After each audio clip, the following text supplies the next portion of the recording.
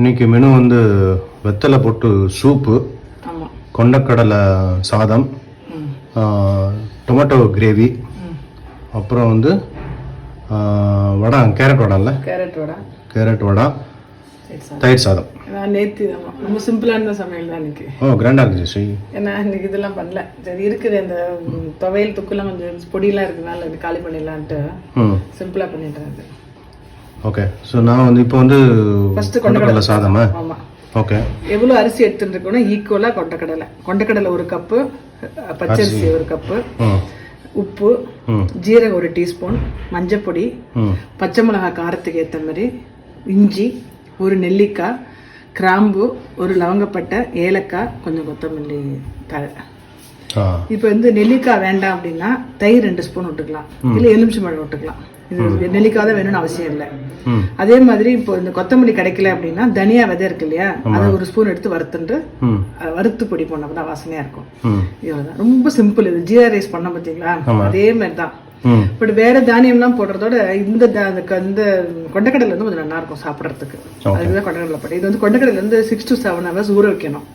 Suppose ஊற வைக்க மறந்து போச்சு அப்படின்னா காத்தால வெந்நீரில் ஒரு 10 நிமிஷம் போட்டுட்டு குக்கரில் ஒரு 2 விசில் வச்சுட்டு எடுத்து வச்சுட்டா அது மாதிரி ஆயிடும். இப்போ நான் வந்து காத்தால மறந்துட்டேன். ஸோ அதனால காத்தால என்ன பண்ணிருந்தேன், கொஞ்சம் 10 நிமிஷம் வெந்நீரில் போட்டுட்டு 2 விசில் வச்சுட்டேன்.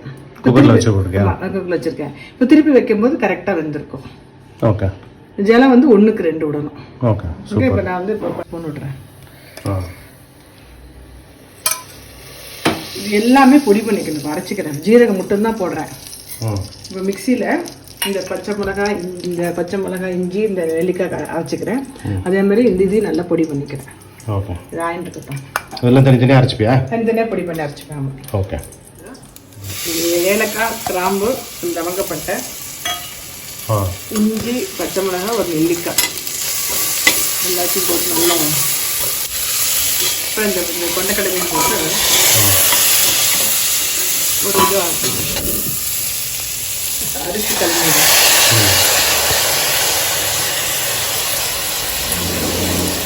இது வந்து லஞ்ச் பாக்ஸ் வச்சுருக்கேன். நம்ம இது எல்லாமே மீல்ஸ் விட்டால் வெஜிடபிள்ஸில் போட்டு லஞ்ச் பாக்ஸ் எடுத்து போகிற மாதிரி தான் இருக்குது. இதை போட்டிருக்கேன்னு தெரியல. நீங்கள் மல்டி டேலண்டட் மாதிரி ரெசிபியும் வந்து மல்டி பர்பஸ் ரெசிபி வந்துச்சு. Don't worry, you can use it for lunch box also. இதை போட்டதோ திருப்பி போட்டுருவாங்க. இதுதான் எனக்கு பண்ணதுனால அடிப்பிடிச்சுங்களா? இல்லை இதாக ஃபுல்லாக கதை ஈஸியாக.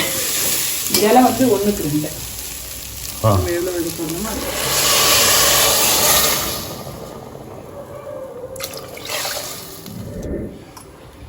அரை ஸ்பூனா பண்ணணும். அந்த கொத்தமல்லி எடுத்து போட்டுருவேன்.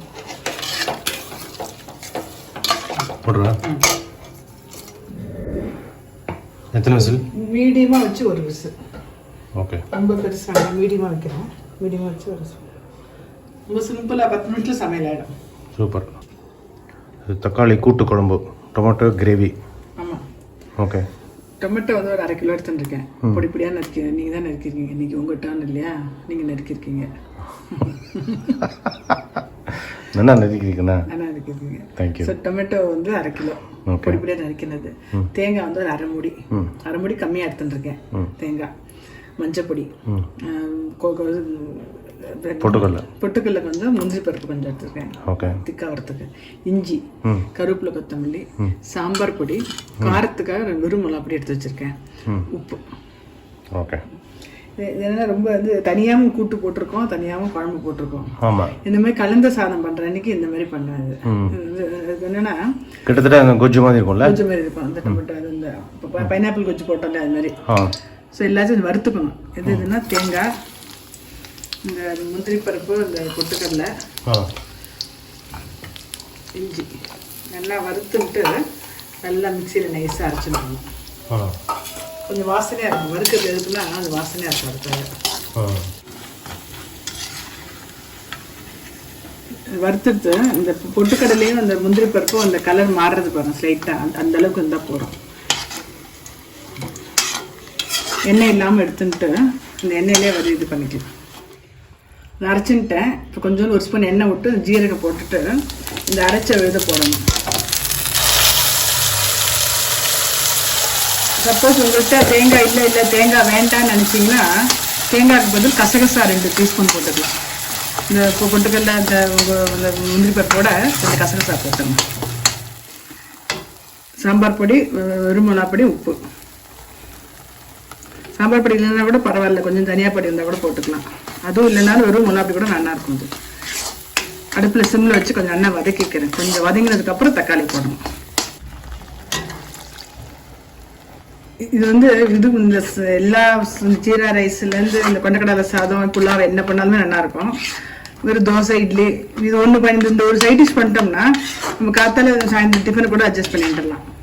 தக்காளி போட்டு 2ம் சேர்த்து நல்லா இதாகணும், ஸ்மாஷ் ஆகணும்.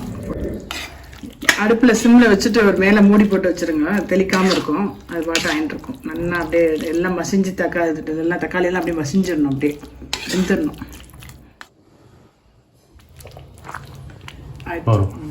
கொஞ்சம் அப்படி செமி லிக்விடாக இருந்தால் சாப்பிட்றதுக்கு நல்லாயிருக்கும். ஆமாம். வேணும்னா இன்னும் கொஞ்சம் சப்போஸ் 2-3 நாள் வச்சுக்கணும் அப்படின்னா 2 நாள் வச்சுக்கலாம்.